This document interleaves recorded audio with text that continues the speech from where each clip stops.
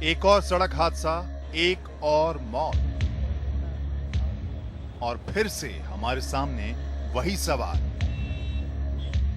क्यों नहीं सुरक्षित हमारी सड़कें? कब तक हिंदुस्तानी सड़कें बनी रहेंगी किलर नंबर 1?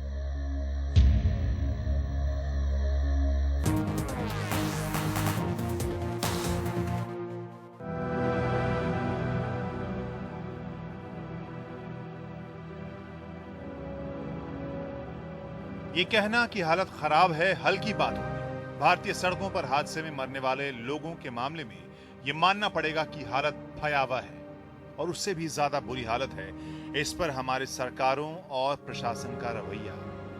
एक तरफ भारत को विकसित देश बनाने की बातें होती हैं, दूसरी तरफ सड़कों पर होने वाली लगभग 1,40,000 मौत पर सरकारों का रुख ऐसा होता है कि लगता ही नहीं कि इसी देश के लोग सड़कों पर मारे जा रहे हैं। कई बार आंकड़े बातों से ज्यादा मतलब रखते हैं, तो ऐसा ही एक चौंकाने वाला आंकड़ा जान लीजिए।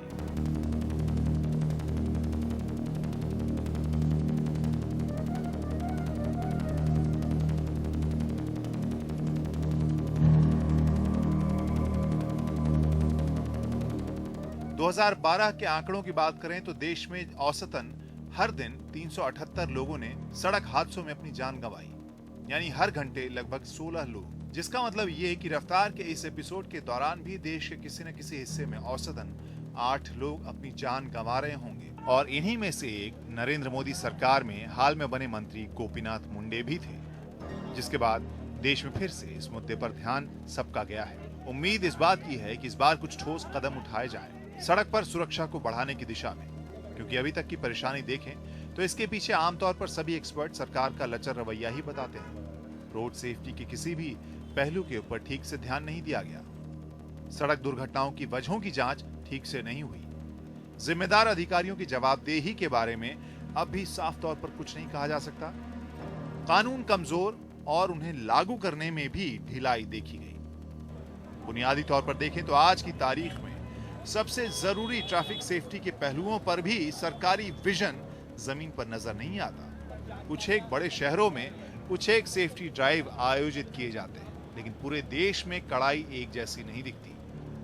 नजरअंदाज होते हैं वो मुद्दे जिनमें नशा करके driving, over speeding, seat belt, helmet और बच्चों की सुरक्षा शामिल है। हालांकि अब सुझाव दिए जा रहे हैं। सड़क परिवहन मंत्रालय कुछ सुझाव दे रहा है, जिनमें से एक है नेशनल हाईवे पर शराब की दुकानों को बंद करने का सुझाव। इसके अलावा नेशनल हाईवे पर स्पीड कैमरे लगाने की बात भी की जा रही है, जिससे कि ओवर स्पीडिंग की निगरानी की जाए, दुर्घटनाओं के आंकड़ों को बेहतर तरीके से जमा किया जाए और उसकी स्टडी की जाए, हाईवे पर ट्रैफिक नियम को सख्त किया जाए और नियम तोड़ने वालों के लाइसेंस रद्द किए जाएं। वहीं लाइसेंस स्टेटस का ऑनलाइन रिव्यू भी हो और लोगों को अपनी लेन में चलने की आदत दिलाई जाए। और ये सब ऐलान ऐसे हैं जिनके बाद फिर से कुछ उम्मीद जगी है।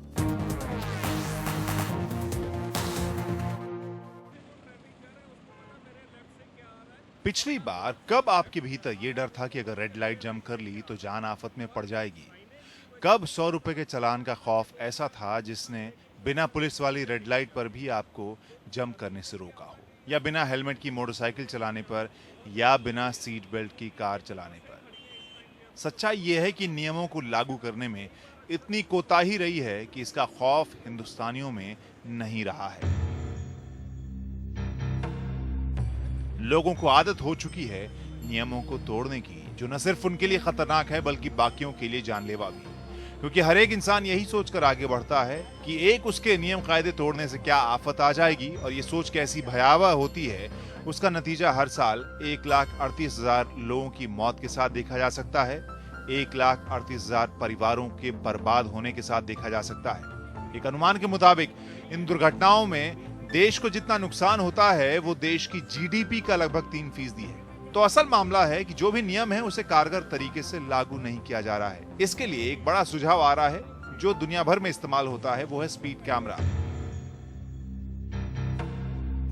अब हर चौराहे पर पुलिस की मौजूदगी तो नामुमकिन है। ऐसे में टेक्नोलॉजी से ही बड़ा फायदा मिल सकता है रोड सेफ्टी के मामले में, जहां हर नियम तोड़ने वाले को सीधा घर पर चालान भेजा जा सके और धीरे धीरे उसका खौफ लापरवाह ड्राइवरों में बढ़े।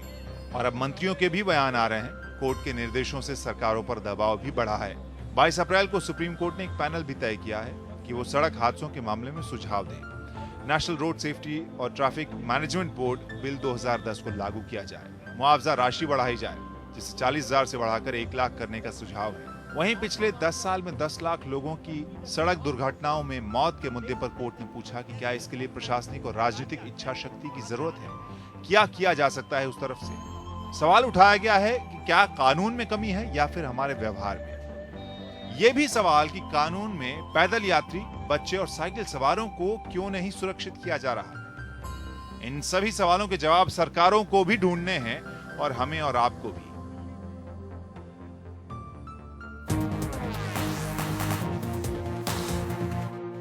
हमारे साथ एक्सपर्ट हैं एनजीओ चेतना के अध्यक्ष अनिल सूद साहब। ब्लैक स्पॉट है धौलाकुआं जहां हम आए हैं। हम इनसे जानना चाहेंगे कि आखिर क्यों धौलाकुआं एक ब्लैक स्पॉट है। यहाँ पे कई बार अक्सर बसों की लाइन लगी होती है, तो बसों की लाइन लगने से जिसने लेफ्ट जाना है उसको समझ नहीं आता मैं करूँ क्या। सबसे पहले सेफ्टी, रोड सेफ्टी बहुत ज़रूरी थी कि विजिबिलिटी होनी चाहिए। जहाँ ट्रैफिक मर्ज होता है, द लॉ सेज और इंजीनियरिंग सेज कि भाई 200 मीटर पहले से जो है ट्रैफिक मर्ज होना शुरू हो। अगर आप ये सामने मर्जिंग का डिस्टेंस देखेंगे तो हार्डली ये 20 फीट भी नहीं है। तो जब एब्रप्ट मर्जर होगा तो एक्सीडेंट होना ही होना है। ठीक। और साइनेज यहाँ की बिल्कुल ठीक नहीं है। अगर आप यहाँ इंडिया गेट और नारायणा देख रहे हैं और ये करोल बाग आप लेफ्ट का साइन देख रहे हैं, उधर से देखेंगे करोल बाग का सीधा साइन आएगा। आप जो बात कर रहे थे, देखिए जो कंफ्यूजन है साफ तौर पर हम देख सकते हैं कंफ्यूजन कैसे। रोंग साइड गाड़ियाँ, टेम्पो वहाँ से आ रहे हैं क्योंकि साइनेज का कंफ्यूजन है। सड़क का पता ही नहीं कि आखिर ये सड़क कहाँ कैसे जाएगी।